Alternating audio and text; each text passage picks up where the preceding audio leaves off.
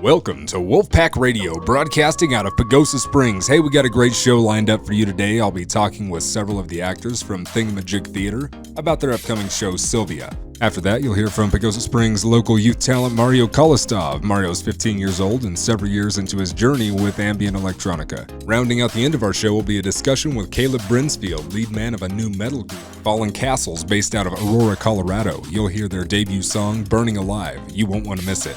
Don't forget to check us out on Facebook with the tag KWUF.radio.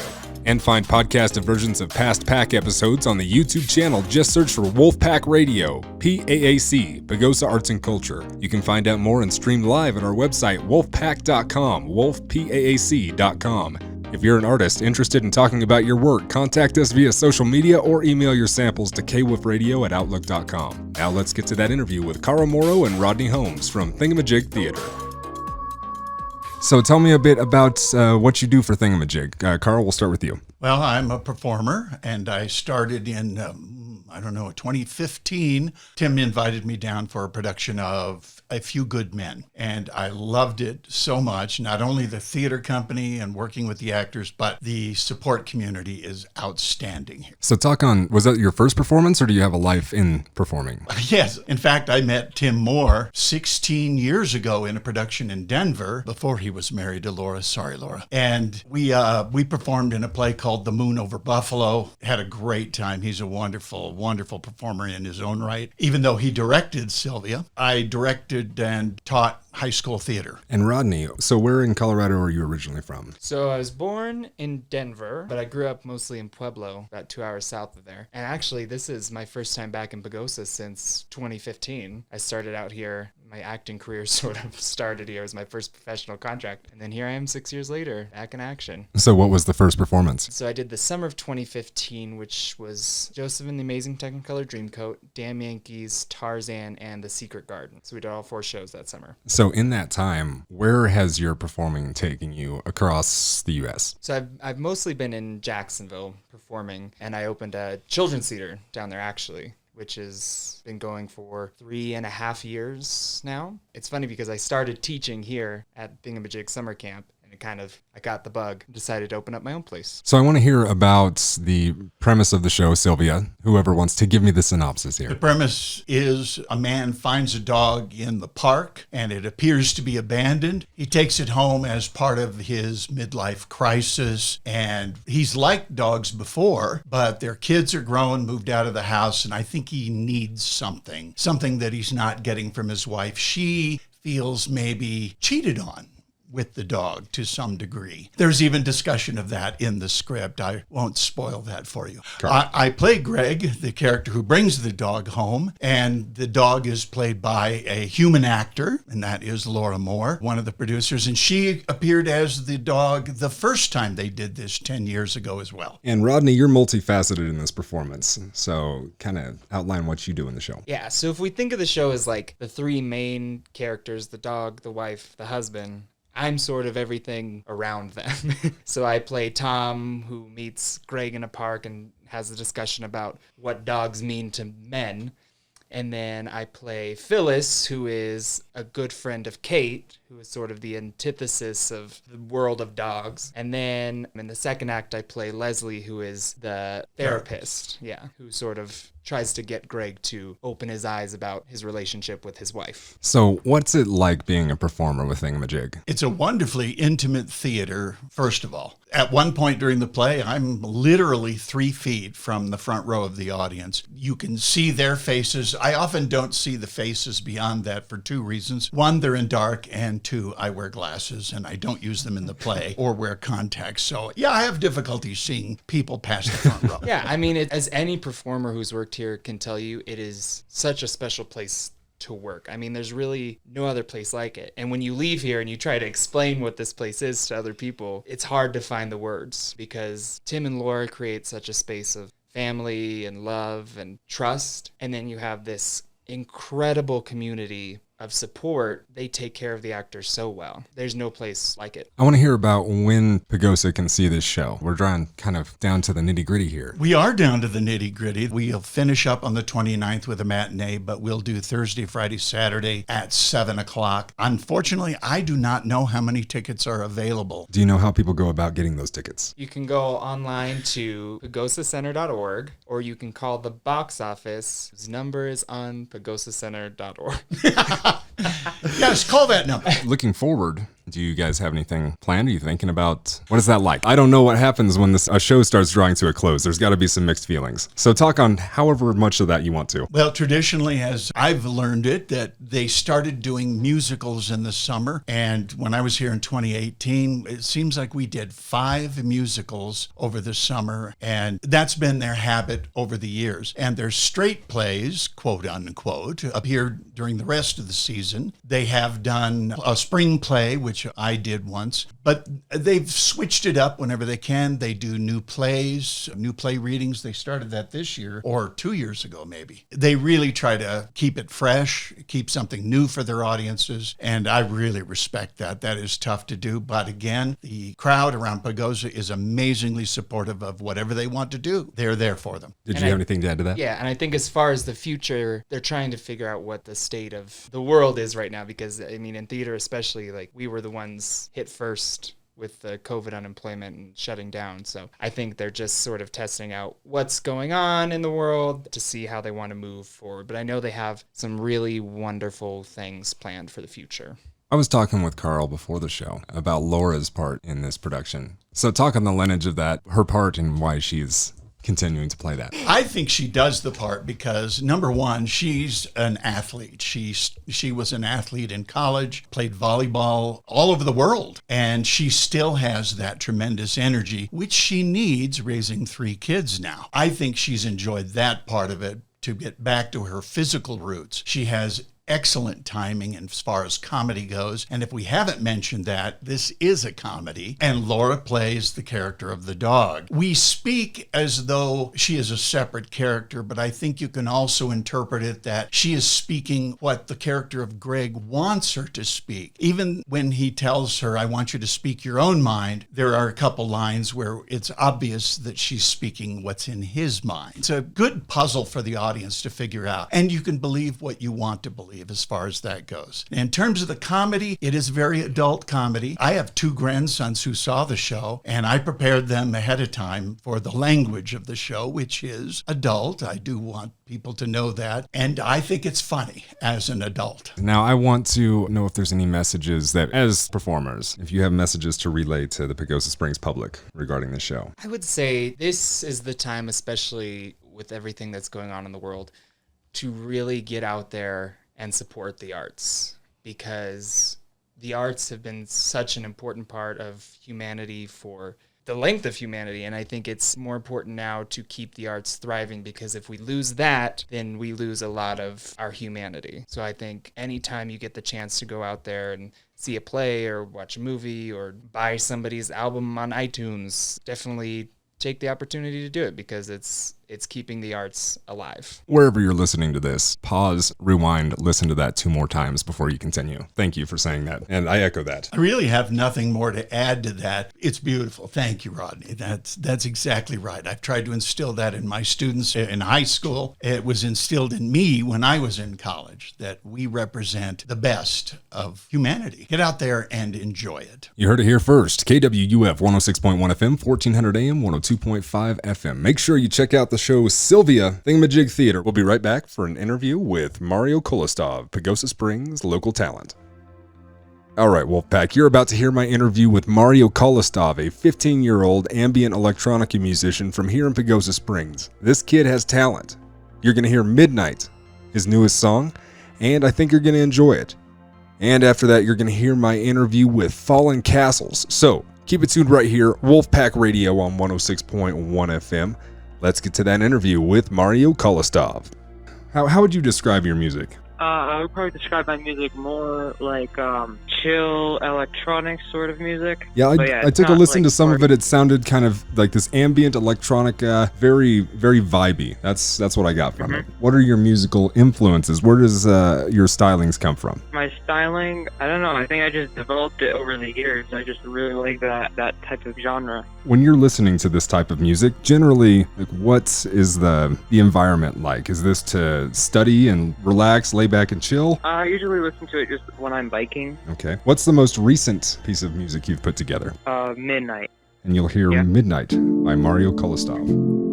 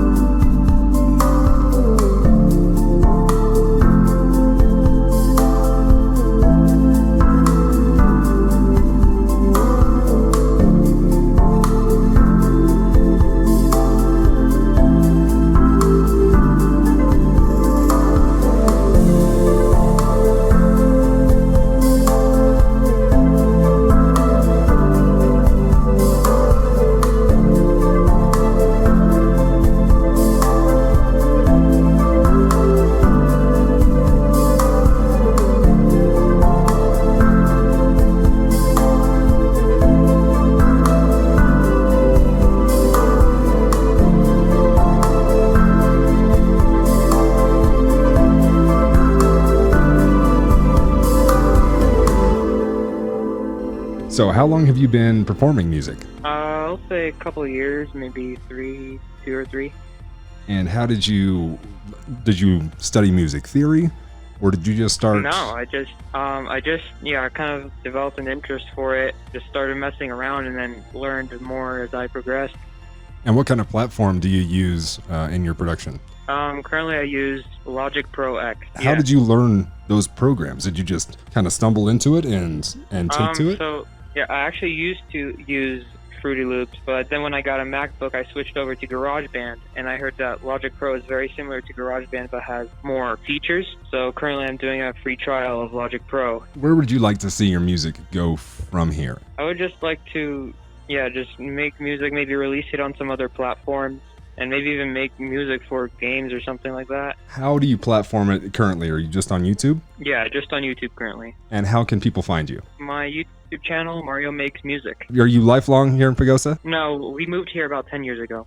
Are you involved with the Pagosa Springs High School in any kind of musical aspect? Are you in band? No, I am homeschooled. I'm doing Gold High School, actually. But I used to do choir in Pagosa Family School for 2 years. I've listened to your stuff. It's good. I expected there to be more musical training there. That's a compliment. Yeah. So if we can mistake that for a trained musician, you're on the right path. All right, Mario. Thanks for joining me today, bud. Anything you've got going on as far as updates or new stuff, please let me know. Reach out, and we'll get it on the air. Okay, yeah, sure. All right, Mario. Thanks for joining me. Have a great day, man. You too. You just heard my interview with the extremely talented Mario Kholostov, 15-year-old Pagosa local. If you're a Colorado-based performer, please reach out to me, kwufradio@outlook.com. You can get a hold of us on our social media platforms. You can find us on Facebook. Our tag is kwuf.radio, or just search for KWUF 106.1 FM. Instagram, our tag is kwuf.radio, and you can find us pretty much wherever you're going to be. Instagram, Twitter, Facebook. Our website is WolfPAAC, WolfPAAC.com. That stands for Pagosa Arts and Culture. Up next is my interview with Caleb Brinsfield, lead man for the new metal band Fallen Castles out of Aurora, Colorado. What's up, Pagosa Springs? You're tuned in to WolfPAAC Radio on 106.1 FM, 1400 AM, and 102.5 FM. I am joined on the phone by Caleb Brinsfield with Fallen Castles out of Aurora, Colorado. We're going to be talking musical origins, artistic creations, and where he's going with what he's doing. Thanks for joining us here, 106.1 FM. Check us out online, wolfpaac.com. That's PAAC. That stands for Pagosa Arts and Culture. Caleb, how are you doing today? Man, I'm doing fantastic. How are you? I'm doing really well. It's good to get you on the phone. I'm always glad when I can track down a Colorado musician, a Colorado-based musician. You're out of Aurora, correct? That's correct. And how long have you been in Colorado? I've been in Colorado for roughly 2 years. Right before COVID hit. Okay, now let's talk a little bit about your music. Fallen Castles is the name you're producing under, correct? That's correct. For someone who hasn't heard your music, maybe give a description of what your music is like. My music has a lot of energy, a lot of low end. It has a lot of, I would say, raw emotion, aggression. That's kind of one of the core founding sounds of what Fallen Castles is. We like to incorporate melodies where we can and just create an experience for the listener to go on an emotional journey with it. How many people are in Fallen Castles? At the moment, it's just 3. What genre are you under? So we'd be under metal. All right. We just had the first ever punk rock and heavy metal concert here in Pagosa. I was involved with. How did that go? It was awesome. It was a free concert down at Hermosa Street Town Park, right on the river. We had a guy from Dulce, New Mexico, come in and put on the event. He's actually planning on putting on another heavy metal concert on All Hallows Eve this year in the same location. It's gonna be great. We're really looking forward to it. I'll have to make it to that. Yeah, maybe I'll link you guys up. He's always looking for people to fill the set list. So it might be a show you guys would be interested in. That might be tough. We're pretty spread out. Some of us are in Arkansas, Pennsylvania, and then here in Colorado. Oh, that does make it hard. How did you guys meet? Where did the music come together? So the guitarist and I, we've been friends for years. Like we met up in middle school, probably 7th or 8th grade actually. And I used to annoy the mess out of him by walking up behind him and would have them guess how many fingers I had behind my back. And that was the spark of our friendship. One of the singers that I work with, his name's Phil. We actually met in a hardcore mixing course where we were sharing some music back and forth, and it just kind of started off as a collaboration, and then we ended up doing more and more with that. A really cool way of just living life and meeting people. So how long have you been performing, the 3 of you together? Or I guess collaborating. How long have you guys been collaborating? So Phil and I, we've been collaborating for about 4 years, working on the kind of the general direction where the sound is going to go. Sal and I, however, he's the guitarist. I mean, we've been in each other's bands since we were 16, 15. Him coming in was just a no-brainer. Let's look early on. What was the role of music in the early years of your life? So my first concert was when I was 8. My family took me to see Creed and what was it, Saliva. That was the concert. My dad had bought me a drum set, and he was looking for little musicians to jam out with, and so that was kind of what got me started into music. So it's been kind of a lifelong affair with music. Oh, absolutely. So is the whole family musical, or just Dad was where it started? Dad was where it started. He is a absolutely phenomenal funk bass player. He just kind of brought me into playing music with him. He's the one that has inspired you into this life. I would say, yeah, greatly on that. What's the first thing that you personally, was it the drum set? That's what you picked up first? That was my that was kind of what really got me started, and I'm sure I was absolutely terrible, you know. And is that what you do in Fallen Castles? No, I'm the front man. I scream. So Okay, you're the screamer. All right, awesome. So it's not what you ended up doing, but a good fundamental knowledge in rhythms is essential for what you're doing. So it's a good place to start. It is. I wear a lot of hats in Fallen Castles. I do the mixing and engineering for us on the song before we even were a full piece. I actually put the whole demo together, and that was a really challenging experience of growing. I'm not a guitar player. Not who I am. It's not who I am either. I can pretty much interface with the majority of other instruments inside that, like the symphonic orchestra. But if you get me on anything that has strings, you're going to see me stumble and fail a lot more than I'd like to admit. Well, what about piano? That's kind of a wild card there. Piano is probably the one that I love the most and the one that I'm the best at. Piano's got strings. Yes, it does have strings, but your fingers work on it totally different. No, absolutely. There's my second instrument, so I get. Yeah, there's just nothing in the human hands that are built to play guitar. It's such a foreign activity. I'm the person that if I'll dive into something head over heels and learn it until I'm the best at it, and I will never be able to do that with guitar because I can't. I just set it in the corner and let somebody else take their turn with it. No, absolutely. That learning curve is insane. Let's have a look at the creative process. If you guys are all at distance, how are you collaborating with each other? So we do a couple of different things. A lot of the music that's kind of written was stuff I've put together over the years of just trying to of just kind of working with Phil. Sal's come in on the back end of this project, so he actually missed the original tracking of this song. It's pretty exciting because he's going to bring a whole new life to our mixes. A lot of this was just Phil and I just kind of working and going back and forth and then just deconstructing the song from its roots until it kind of became what it is. You backwards engineered the songs? Did I hear that right? I mean, it's kind of all over the place. Like the creative process is very weird with me. Like I will write something. Occasionally I'll spend like 30 minutes of just being quiet and just trying to picture the full process and then create that. Sometimes I'll have dreams where the song is just there, and then I'll write it as soon as I wake up. It's a very kind of all over the place process. It fascinates me though. Everybody that I talk to, their creative process, it varies so much. I think that everybody has the ability to be creative if they identify it as a creative moment. And so much of being an artist is making every moment a creative moment. What's the main inspiration for your songs or for your style? It's tough. I've people that I've listened to my music, they've acknowledged Kill Switch Engage with a lot of kind of the melodies of how things form. There's also a lot of people that would correlate that to Tool with how just patient the music is and how it builds and kind of adds layers as it goes. So what sets it apart from those two, from Kill Switch Engage and Tool? I would say that we're just different. Like we come from a different place.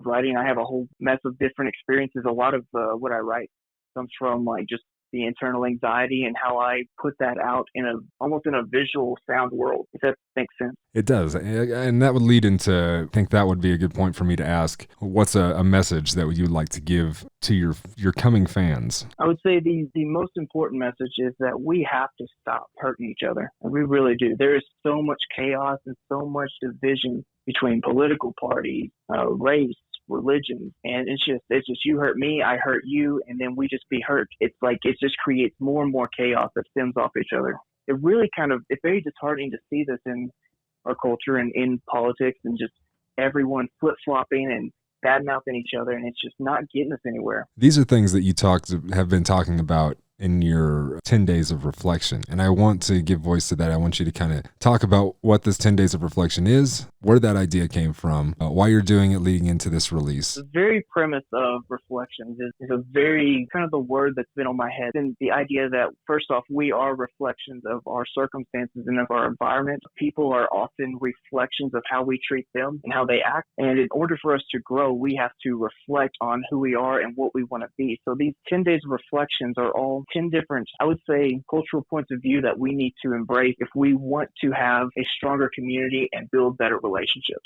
So, I mean, the first reflection, it was actually reverse engineered. I shot the music video for this with my friend Joe Lane. It was a very spontaneous thing. I brought in the scary looking executioner mask and I was looking at that mask as we were watching the video, and I was like, this is a perfect visualization of just the anger that people have with each other. Yet that mask is not a part of who they are. That mask is something completely different. That anger that's a whole nother entity. And so but it kind of comes on and covers up their authentic selves.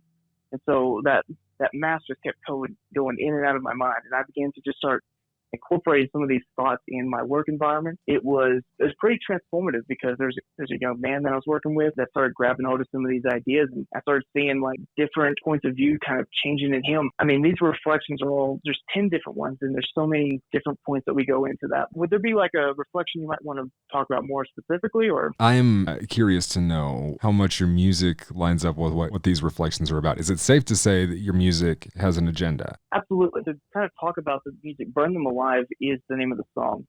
And it's kind of the opposite of my reflection. That as I'm talking about how we need to reflect and grow, Burn Them Alive is a mirror and says, this is what you are. This is what we are. This is what we're doing to each other. If we don't want to be this, we have to be something different. And that's where the 10 days of reflection is coming from. I love that. I'm really interested to follow it. Is there anyone in particular that you think would give voice to what you're trying to do the best? I would say one of my favorite reflections to talk about, I would say probably day 6, we talk about vision and culture change. It is probably one of the most foundational principles I hear is that we need to change our culture. We need to change our culture. What we're doing is bad. We need to change that. But we don't have any real plans in order to change it. And what culture change is about is it's about having vision and understanding where you want to go so that you can backtrack your way to where you want to be instead of just necessarily changing things because you're emotionally driven to change. You have to be strategic about it. Absolutely. It's like that with every single aspect of life. You can't just change something because you don't like it something. You're just going to have chaos. And it's crazy how much we've embraced chaos at this point, I think. It is. I've been trying to find this elixir, whatever it might be, that could bring us back to a rational point of being able to interact with one another outside of this chaos. The more I get into this year, the more I'm realizing how much people are making their home with chaos. And that frightens me. One of my favorite quotes, it's a religious quote. It says that perfect love drives out fear. And I think that a lot of the chaos does stem from fear. The reason why we're afraid is because we don't love each other. I think that's the true antidote, is stepping in the direction of love. But fear is so pervasive right now. It's a long journey. It's not just a one-step journey to move from one to the other. It's quite the trek. We've really, this isn't something that happened because of COVID. This fear has been something that's been cultivated for years. We just fast forwarded, I think, maybe 10 years. I think we're going to hit this buffer zone where there's so much chaos that we collectively agree that there must be a different way and then just adopt that. But we just don't. It's so hard to walk in any of those directions right now because there's no direction that seems like a good one. I think it all starts with self.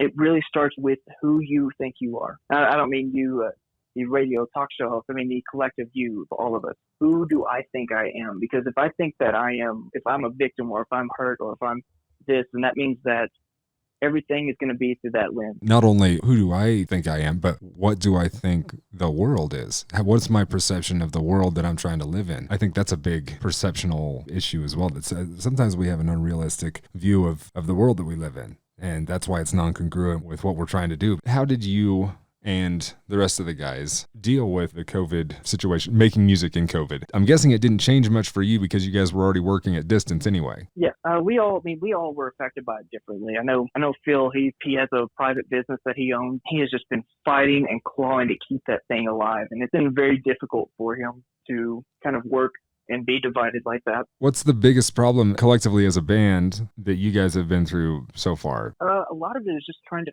figure out how we're going to bring it all together. It's very difficult when we're not only in a different headspace, but a different state altogether. So trying to bring our ideas together and build off each other has been a very difficult process to go through. Actually, kind of COVID might have expedited that process and made us get more creative because we started using webcams, started FaceTiming through Facebook, the Messenger app, started doing different little processes that have made everything actually a pretty workable system. Yeah, there's parts of this that led to some technology leaps that were a long time coming. It's convenient now. It is. So what's the plans for the upcoming months? So upcoming months, we are, I can't get too into it, but we're going to be releasing a handful of covers, just kind of showcasing some of our influences. I know I mentioned Kill Switch. I'll go ahead and just announce that one.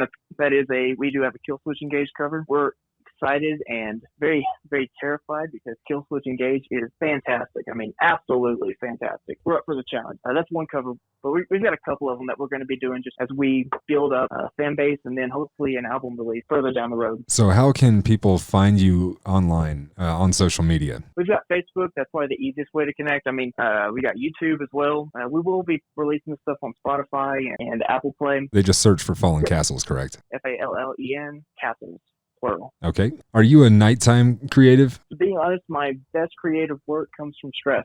So wherever I am stressed out, there will be creative. It's 2021. You can be creative anywhere you would like to. Absolutely. There has been a lot of great stuff that's come out of this year. Well, see, that's what people who are taking that energy and using it for creative purpose, I think that's the only real way to combat some of the emotions that we're feeling collectively as a society. Artists, Absolutely. Creatives, this is a well of emotion that is just begging to be used for art. I would agree with that. Any plans for performing or taking this to a live audience? I would like to see it happen one day. At the moment, just with how spread out we are, and especially with COVID and travel restrictions and stuff that's happening kind of just countrywide, it might be a little bit before we can even truly know what playing live looks like. Maybe one day, though. Any way that we can help out, I'd like to be a part of it. Thanks for joining me today. If there's any pressing things on your mind, let's talk about those. If you have any last words for the KWUF public, we can round those out and talk about them now. So today we are actually dropping our first music video. It's a spoken word video, and we are actually super excited about how that came out. I would love it. The choreography is fantastic, and my friend Joe Laney, who did this with Anointed Media, he actually did this without me, completely independent, and just absolutely crushed it. So we're going to be dropping that. Great. We'll look out for that on. It'll be on YouTube. It'll be on YouTube, and I'll be sharing it on our Facebook page at Fallen Castles. You heard it here first, yes. Folks. At KWUF WolfPAAC Radio.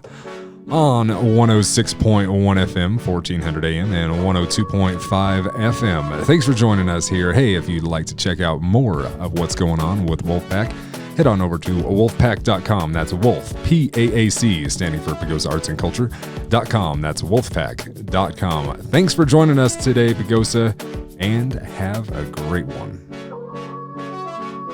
Hey, before you go, I was able to get an exclusive copy of the upcoming release on August 25th of Fallen Castle's single, Burning Alive. You can hear it now on KWUF 106.1 FM.